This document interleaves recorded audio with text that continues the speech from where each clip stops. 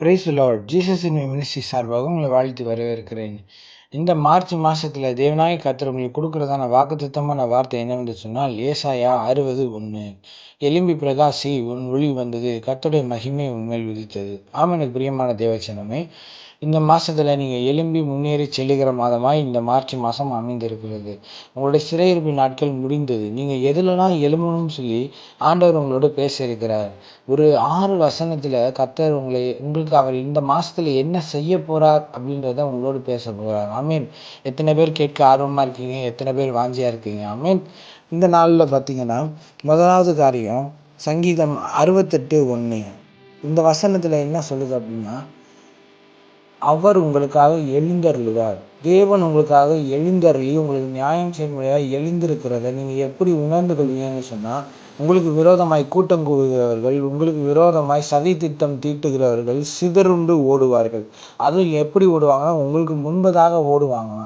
பாருங்க, ஆண்டவர் உங்களுக்கு அப்படிப்பட்ட நாட்களை இந்த நாட்களாய் அமைத்து கொடுத்திருக்கிறார். இந்த மாதம் அப்படிப்பட்ட மாதமாக இருக்கிறது. இனி உங்களுக்கு விரோதமாய் ஒரு கூட்டம் கூட முடியாது. தேவன் அவர்களை சிதறடிப்பார்.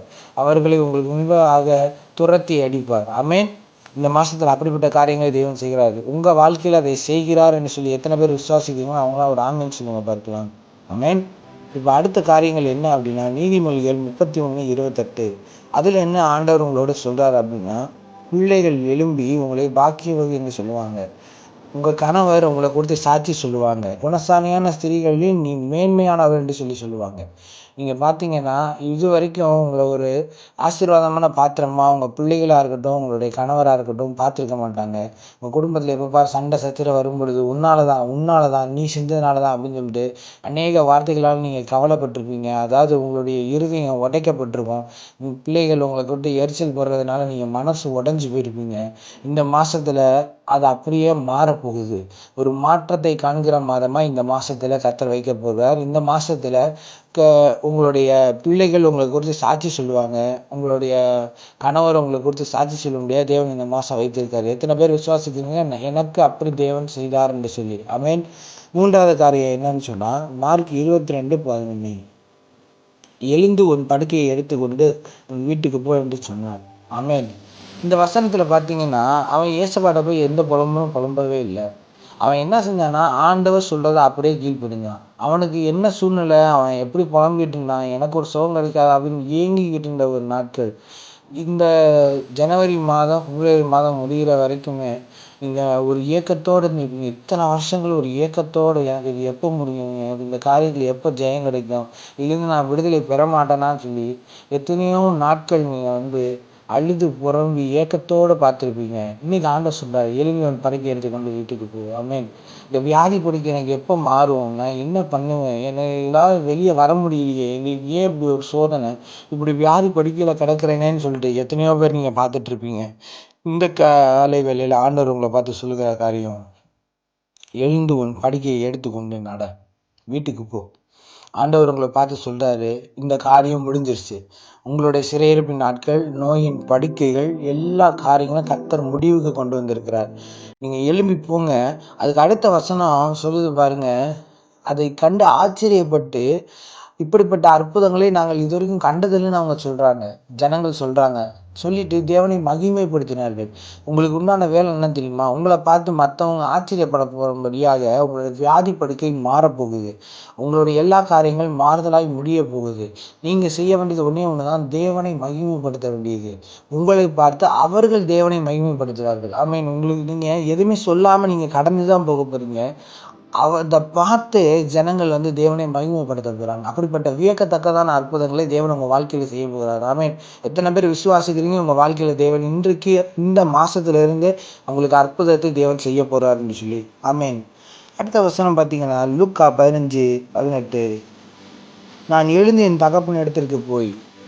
அப்ப இளையகுமாரன் எல்லாவற்றையும் எழுந்து அந்த இடத்துல இருக்கும்போது அவன் உணர்வு உள்ள ஆளுடையவனா நிற்கிறான் பாருங்க. அவன் வாழ்க்கையில ஒரு டேர்னிங் பாயிண்ட் எங்க வருது அப்படின்னா, தன்னுடைய எல்லா சூழ்நிலையும், தன்னுடைய எண்ணங்கள் எல்லாவற்றையும் அவன் யோசிச்சு அவன் இஷ்டத்துக்கு செலவு பண்ணி எல்லாத்தையும் விட்டு பண்ணி சாப்பிட்ற தவிடு கூட கிடைக்காத ஒரு நிலைமை இருக்கிறான் பாருங்க. நம்மளோட ஜென்ம சுபாவம், நம்மளுடைய பிறவி குணம், நம்மளுடைய திமிரு, நம்மளுடைய மீட்டிமை, நம்மளுடைய அந்த கர்வம், நம்மளுடைய திமிர்வாதத்தின் பேச்சு, நம்மளுடைய பிறவி குணங்கள், ஜென்ம சுபாவங்கள், நான் தான், என்னால தான் அப்படின்னு சொல்லிட்டு இருக்கீங்க பார்த்தீங்களா? ஸோ அந்த ஜனங்கள் மனம் திரும்பும்படியாக தேவன் இந்த நாள்ல இந்த மாசத்த குடுத்துருக்கிறாரு. பார்த்தீங்கன்னா, நீங்க மனம் திரும்பி நீங்க அத ஒத்துக்கிட்டு, ஆமா ஆண்டவரே நான் செஞ்சேன். எனக்குள்ள இப்படிப்பட்ட குணம் இருக்கு. என்னால இதுலேருந்து வெளிய வர முடியும். எனக்கு உதவி செய்யுங்கன்னு கேட்கும்பொழுது, அவர் அதை உதவி செய்வார். ஆனா நீங்க மறுபடியும் அந்த குணத்துக்கு நீங்க முக்கியத்துவம் குடுக்கக்கூடாது. ஏன்னா பிசாசான் என்ன செய்வான்னா, மறுபடியும் மறுபடியும் அந்த சூழ்நிலைய உங்களுக்குள்ள கொண்டு வரதுக்கு ட்ரை பண்ணுவான். இல்ல இந்த சுபாவத்த நீங்க வெளிக்காட்டணுன்றதுக்காக சில நபர்களை உங்களுக்கு பக்கத்துல அனுப்பி அவன் சோதித்து பார்ப்பான். அவன் சோதிக்கிறவன். அப்போ உங்கள சோதித்து பார்க்கும்போது நீங்க நிதானமா நடந்து கொள்ளணும். இன்றைக்கு ஆண்டவர்கிட்ட நீங்க ஒப்பு கொடுத்து ஜெபிங்க. ஆண்டவர் உங்களுடைய எல்லா சுமையையும் மாற்றுவார். அவன் போய் சொல்றான் பாருங்க, உங்க பிள்ளையா இருக்கறதுக்கு எனக்கு தகுதி இல்ல. அதனால உங்க வேலைக்காரன்ல ஒருத்தனை என்ன வச்சுக்கலாம்ல அப்படின்னு சொல்லி கேட்கும்போது, இங்க வாங்கன்னு வேலைக்காரர்கள் அவங்க தகப்பனார் கூப்பிட்டு உயர்ந்த வஸ்திரங்களையும் மோதிரங்களையும் கால்ல பாதரட்சைகளையும் இது பண்ணுங்க. இருக்கிறதுலே கொழுத்த கன்றா அவனுக்கு அடிங்கன்னு சொல்லி தகப்பன் அப்படிப்பட்டவராக தான் இருக்கிறாரு பாருங்க. அவன் மறுபடியும் அந்த தப்பை அவன் செய்யணுன்ற ஒரு எண்ணம் அவனுக்குள்ள இல்லவே இல்லை. மனம் திரும்பினா அப்படி மனம் திரும்பணும். அப்படி ஒரு மனம் திரும்புவதில் தேவன் இந்த நாளில் உங்ககிட்ட எதிர்பார்க்கிறார். ஆமென். அடுத்ததாக எந்த காரியம் அப்படின்னு சொல்ல போனா, எபேசியர் 5:14 மரித்தோரை விட்டு எழுந்திரு. இது எந்த காரியத்தை சொல்லுது அப்படின்னா, சில நேரங்கள்ல நம்ம யோசிச்சுக்கிட்டே இருப்போம். யோசனையிலே நம்ம பேசிக்கிட்டே இருப்போம்.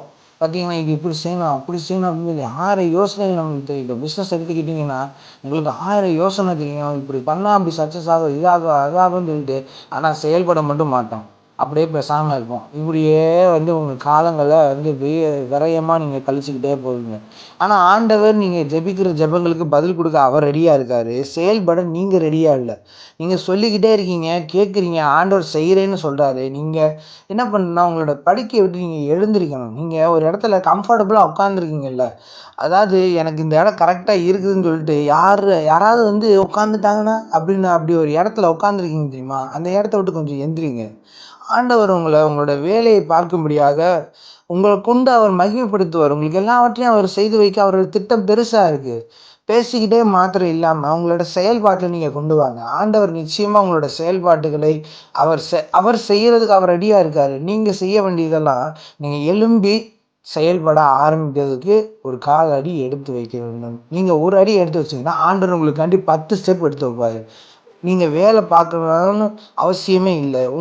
அதாவது ஆண்டவர் ஏதேன் தோட்டத்தை படைத்த பொழுது அதை படைத்து விட்டு இதை பண்படுத்தி நீ பார்த்துக்கன்னு தான் சொல்லி கொடுத்தாரு. அவர் எல்லாத்தையும் செஞ்சுட்டாரு. அது அவன் செய்ய வேண்டிய வேலை என்ன? அதை பயன்படுத்தி இப்படிப்பட்ட வேலைகள் தான் உங்களுக்கு அமையும். ஆனா நீங்க பேசுறீங்க, உங்களுடைய எல்லா காரியங்களும் கரெக்டா இருக்குது. ஆனா நீங்க எந்திரிச்சு செயல்பட மாட்டீங்க. மற்றவங்களுக்கு நீங்க கொடுக்குற ஆலோசனை நல்லா இருக்கு, அவங்க முன்னேறி போறாங்க, உங்க வாழ்க்கை மட்டும் இப்படியே இருக்கு. இந்த நாள்ல ஆவியானவர் உங்களை பார்த்து சொல்றாரு, எழும்பி செயல்படுங்க. தூங்கிக்கிட்டே இருக்காதீங்க. உங்களோட படுக்கையை விட்டு முதல்ல எந்திரிங்க. உங்களோட நித்திரையின் படுக்கையை விட்டு முதல்ல எந்திரிங்க. தூங்கிக்கிட்டே இருக்கிறனால ஒண்ணுமே நடக்க போறது கிடையாது. ஆண்டவர் இன்றைக்கு இந்த மாசத்துல உங்களுக்கு ஒரு வாய்ப்பு கொடுக்காரு. நீங்க செய்யறதெல்லாம் வாய்க்கும். உங்க கையில பொண்ணா விளையபடியாக நீங்க செய்யற வேலையில எல்லா காரியங்களும் ஜெயமளிக்க கர்த்தர் கிருபை செய்வார். ஆமீன். இந்த நாட்களில் கர்த்தர் உங்களோட பேசின வார்த்தைகளுக்காண்டி தேவனை ஸ்தோத்திரிப்போமா. இந்த வார்த்தைகள் உங்களுக்குள்ள கிரியை செய்யும்னு சொல்லி நாங்கள் நம்புகிறோம். ஸோ அதனால நம்ம ஜெபிப்போம். கர்த்தர் உங்களை ஆசீர்வதிப்பாராக. இயேசுவின் நாமத்தினால் ஆண்டவரே நாங்கள் செபிக்கிறோம். இந்த நாட்களில் ஆண்டவரே அப்பா, இந்த சொன்னப்பட்ட வார்த்தைகளின்படி இந்த ஜனங்கள் கேட்டு கீழ்ப்படிந்து ஆண்டவரே அதன்படி நடக்கத்தக்கதாய் தேவன் கிருபை பாராட்டும்படியாக நாங்கள் செபிக்கிறோம். ஆண்டவரே இயேசுவின் நாமத்தினால ஆண்டவரே உங்களுடைய நாமம் மகிமைக்கின்ற ஆண்டவரே, எழும்பி பிரகாசி உன் ஒளி வந்தது, கர்த்தருடைய மகிமை உன்மேல் உதித்தது என்று சொன்ன வார்த்தையின் பிரகாரம் இவர்கள் எழும்புவதற்கு எந்தெந்த காரியத்தில அவங்க எழும்பணும்னு சொல்லி நீங்கள் பேசியிருக்கிறீங்கப்பா. இந்த வார்த்தைகள் இவர்களுக்குள்ள ஜீவனை உண்டு பண்ணும்படியாக, இவர்கள் எழும்பி செயல்படும்படியாக கர்த்தர் காரியங்களை வாய்க்க செய்யும்படியாக நாங்கள் செபிக்கிறோம். இவர்கள் எழும்புவார்கள் என்று சொல்லி நாங்கள் விசுவாசிக்கிறோம். இதை கேட்டு ஆண்டவரே, இது கூட ஜெபிக்கிற ஒவ்வொருத்தருக்கும் கர்த்தர் அற்புதத்தை செய்யுங்க ஆண்டவர், அதிசயங்களை செய்யுங்க. வியாதி படுக்கைகள் மாறட்டும் ஆண்டவரே, தரித்திரத்தின் நிலைமை மாறட்டும். இயேசுவின் நாமத்தில் கர்த்தருடைய சித்தம் நடக்கும்படியாக நான் ஜெபிக்கிறேன். அற்புதமாய் நடத்துங்கப்பா, அதிசயமாய் நடத்துங்க ஆண்டவரே. தேவையான காரியங்களை கர்த்தர் சந்திங்க ஆண்டவரே. வீணான காரியங்களுக்கோ மாம்ச கிரியைகளுக்கோ எண்ணங்களுக்கோ இடம் கொடுக்காதபடிக்கு தேவ ஆவியானவர் இடைபடும்படியாக ஜெபிக்கிறேன். கர்த்தர் பெரிய காரியங்கள் செய்யுங்க. இயேசுவின் நாமத்தினால பிதாவே, ஆமென். God bless you.